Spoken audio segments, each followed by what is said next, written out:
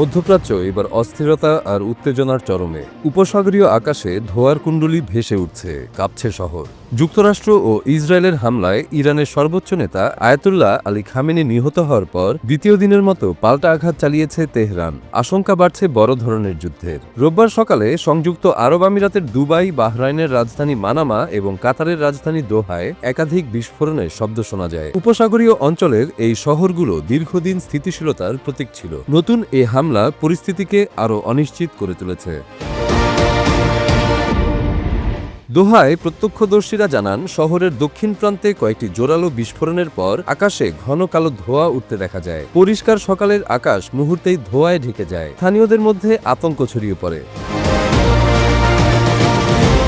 দুবাইয়েও কিছুক্ষণের মধ্যে নতুন করে বিস্ফোরণ শোনা যায়। আকাশে ক্ষেপণাস্ত্র প্রতিরোধের সাদা ধোঁয়া দেখা যায়। জেবেল আলী বন্দরের ওপর ঘন কালো ধোঁয়া উঠতে থাকে। এটি মধ্যপ্রাচ্যের অন্যতম ব্যস্ত বন্দর। মানামাতেও অন্তত 4টি জোরালো বিস্ফোরণের খবর পাওয়া গেছে, তবে তাৎক্ষণিকভাবে হতাহত বা বড় ধরনের ক্ষয়ক্ষতির তথ্য পাওয়া যায়নি। শনিবারও একই ধরনের হামলা চালিয়েছিল ইরান। শুধু ওমান এতে বাদ ছিল, যারা যুক্তরাষ্ট্র ইরান পরমাণু আলোচনায় মধ্যস্থতা করেছিল।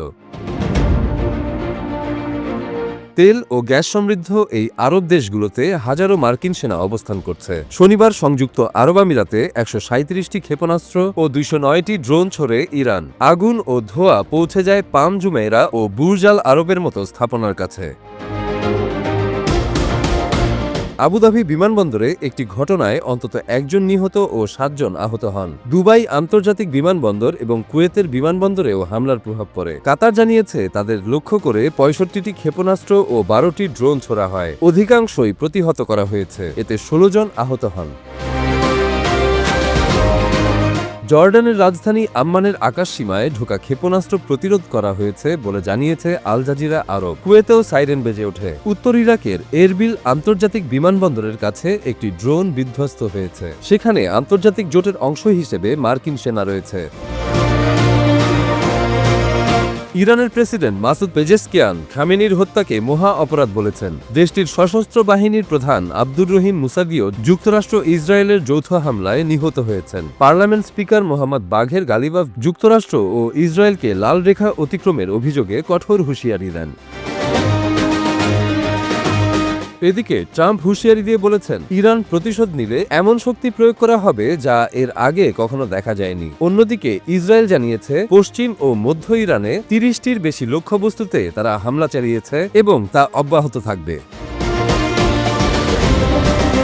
শনিবার থেকে ইরানে অন্তত 201 জন নিহত হয়েছেন। দক্ষিণাঞ্চলীয় মিনাব শহরের একটি প্রাথমিক বালিকা বিদ্যালয়ে হামলায় অন্তত 148 জন প্রাণ হারিয়েছেন। ইরানের বিপ্লবী গার্ড বাহিনী জানিয়েছে, তারা 27টি মার্কিন ঘাঁটি ও ইসরায়েলের কয়েকটি সামরিক স্থাপনায় পাল্টা আঘাত হেনেছে।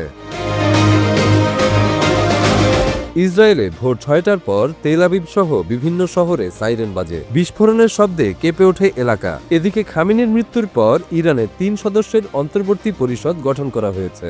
দেশ জুড়ে 7 দিনের সরকারি ছুটি ও 40 দিনের শোক ঘোষণা করা হয়েছে। এখন পরিস্থিতি কোন দিকে গড়ায় সেদিকে তাকিয়ে আছে পুরো বিশ্ব।